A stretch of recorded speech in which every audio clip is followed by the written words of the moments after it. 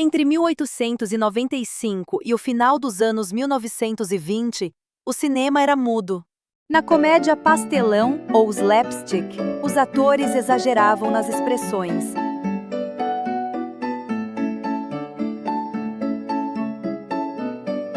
E também nos movimentos em cena, para a gente entender as histórias. Era como um teatro, mas sem uma única palavra. With digital grace, blonde and bright, AI's all of it down, a captivating sight. A origem do termo slapstick é literal e remonta à comédia dell'arte, uma forma de teatro popular que surgiu na Itália do século XVI. Nessa tradição, os atores usavam um objeto chamado batáquio, conhecido em inglês como slapstick, que consistia em duas ripas finas de madeira. Ao colidirem, essas ripas produziam um som alto de tapa, slap em inglês, mas com pouca força, permitindo que os artistas simulassem agressões físicas de forma audível e cômica, sem causar dano real.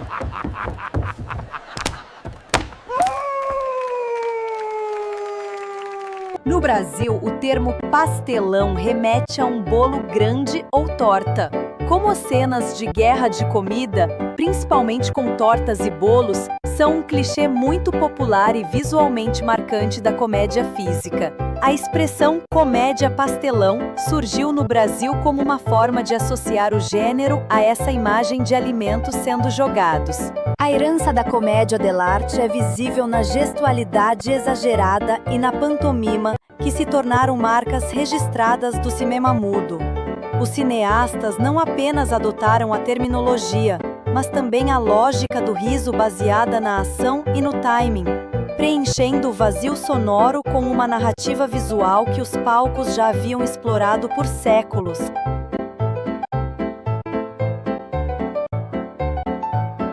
Nos Estados Unidos, a comédia pastelão encontrou seu terreno fértil no gênero teatral do vaudeville, que floresceu entre os séculos XIX e o início do século XX. O vaudeville era um popular entretenimento de variedades, com números desconectados, música, mágica, comédia física, que visava o lucro e o entretenimento da classe média urbana. Sua popularidade e artistas foram absorvidos pelo cinema mudo, já que as habilidades de pantomima, expressão corporal e facial do vaudeville eram essenciais para a comunicação sem diálogo. A ascensão do cinema mudo canibalizou o talento e o público do vaudeville, tornando-se um novo formato de variedades, com estrelas como Charles Chaplin e Buster Keaton, migrando do palco para a tela. Em 1912, Mack Sennett fundou os estúdios Keystone em Los Angeles, Califórnia, estabelecendo-o como o primeiro e principal estúdio dedicado exclusivamente à produção de comédias mudas em escala industrial. Sennett, apelidado de o Rei da Comédia, estabeleceu um modelo de produção frenético e de baixo custo, no qual filmes curtos eram produzidos em questão de dias, focando em cenas de perseguição caótica, acrobacias e piadas visuais. Essa abordagem de produção em massa não apenas atendeu à crescente demanda por entretenimento, mas também estabeleceu um padrão que influenciaria a futura estrutura de Hollywood, baseada na criação de gêneros, no lançamento de estrelas e na produção em série. No cinema mudo, a música era ao vivo. Tinham músicos tocando piano na sala de cinema.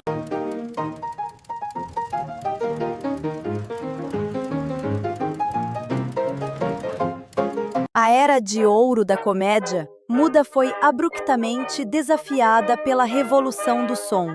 O marco inicial dessa transição é amplamente considerado o lançamento de O Cantor de Jazz em 1927. O primeiro filme totalmente falado, Luzes de Nova York, estreou no ano seguinte, em 1928, marcando o fim do reinado do cinema puramente mudo. O humor físico, que dependia exclusivamente do timing visual e da pantomima, teve que competir com o diálogo, o que representava um desafio fundamental para a forma de arte estabelecida. Charlie Chaplin foi um dos maiores opositores ao cinema falado, acreditando que seu personagem universal, Carlitos, perderia seu encanto e sua natureza arquetípica se falasse.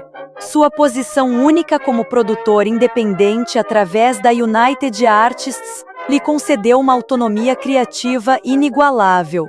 Essa liberdade permitiu que ele resistisse à tendência do mercado, produzindo dois de seus filmes mais célebres, Luzes da Cidade, de 1931, e Tempos Modernos, de 1936, já na era do som. Embora esses filmes contenham música e efeitos sonoros, eles intencionalmente evitam o diálogo sincronizado, mantendo a ênfase na pantomima e na narrativa visual. Chaplin não rejeitou o som por completo, ele o abraçou como uma ferramenta complementar. Ele compôs as trilhas sonoras de seus filmes, utilizando a música para intensificar a emoção e o ritmo de suas cenas. Apenas em O Grande Ditador, de 1940, Chaplin finalmente permitiu que seu personagem falasse, em um discurso final carregado de sátira política, provando que sua resistência não era uma incapacidade de adaptação, mas uma convicção artística sobre a pureza do personagem de Carlitos. Harold Lloyd fez uma transição relativamente bem-sucedida para o cinema falado, refilmando seu último filme mudo, Welcome Danger, com som, para se adaptar à nova febre de Hollywood. O filme foi um sucesso de bilheteria e demonstrou a adaptabilidade de Lloyd. Contudo, apesar do sucesso inicial, sua produção cinematográfica diminuiu significativamente nos anos 30, e ele se aposentou no final dos anos 40. A comédia de Lloyd, tão ligada à cultura de otimismo e ao heroísmo do americano médio da década de 20, encontrou menos ressonância na nova era, que logo se voltou para outros gêneros de comédia. Já a carreira de Buster Keaton entrou em um acentuado declínio com a chegada do som. Ao contrário de Chaplin, Keaton perdeu o controle criativo de seus filmes ao assinar um contrato com a MGM. Keaton expressou sua frustração com a inflexibilidade do sistema de estúdios, que priorizava o diálogo e as piadas verbais, em detrimento da ação e do humor físico que ele havia aperfeiçoado. Sua genialidade, que residia na complexidade visual e no timing da gag, não se encaixava na nova fórmula imposta pelos produtores, que se concentravam em coisas engraçadas para dizer, em vez de ação. Além da perda de controle criativo e da prioridade do verbal sobre o visual, os desenhos animados e suas acrobacias competiram com o humor de Keaton.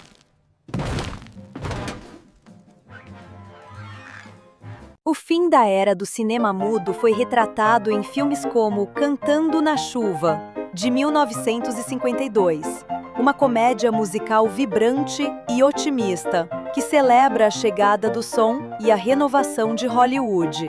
A mudança para o cinema falado é retratada como um desafio técnico e artístico, mas também como uma oportunidade de criatividade e inovação. A dificuldade não está no som em si, mas em como implementá-lo. A decadência dos atores do cinema mudo é representada de forma cômica e específica, através da personagem Lina Lamont, interpretada por Jim Hagen. Lina é uma estrela de cinema mudo glamourosa, mas sua voz esganiçada e sotaque carregado são inadequados para o novo meio.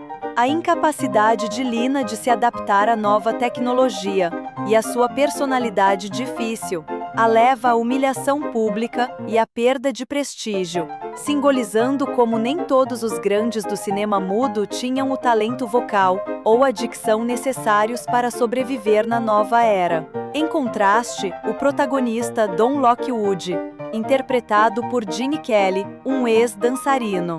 Consegue se adaptar ao novo formato, transformando seu filme falado fracassado em um musical de sucesso.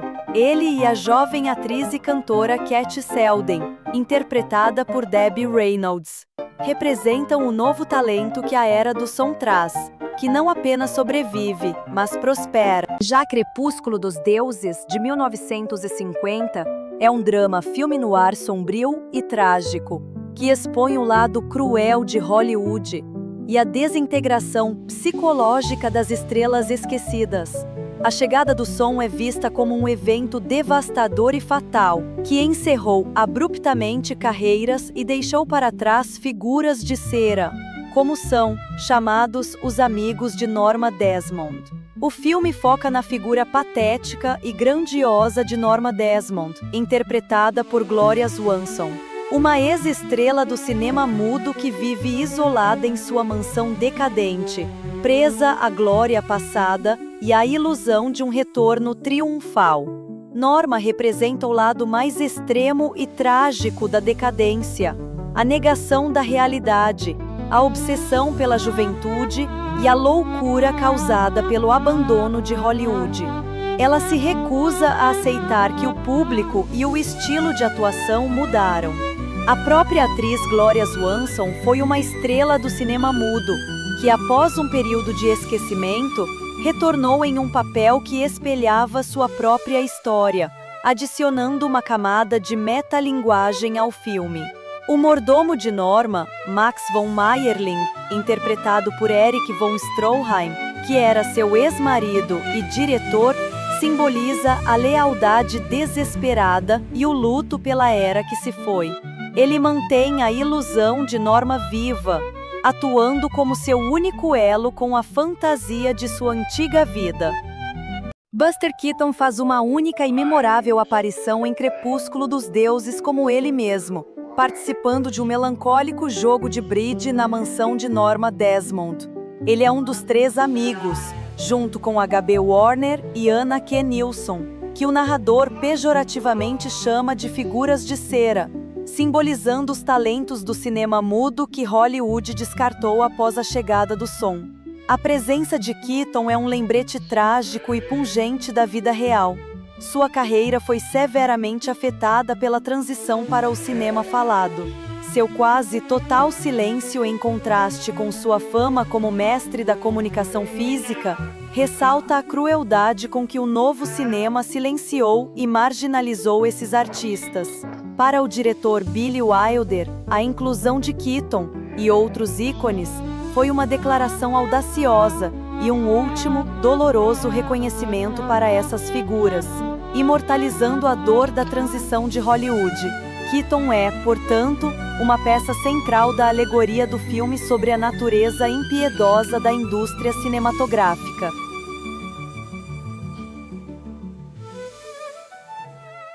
Grupos como Os Três Patetas e Laurel e Hardy, que trabalharam tanto na era muda quanto na sonora, são descendentes diretos do gênero.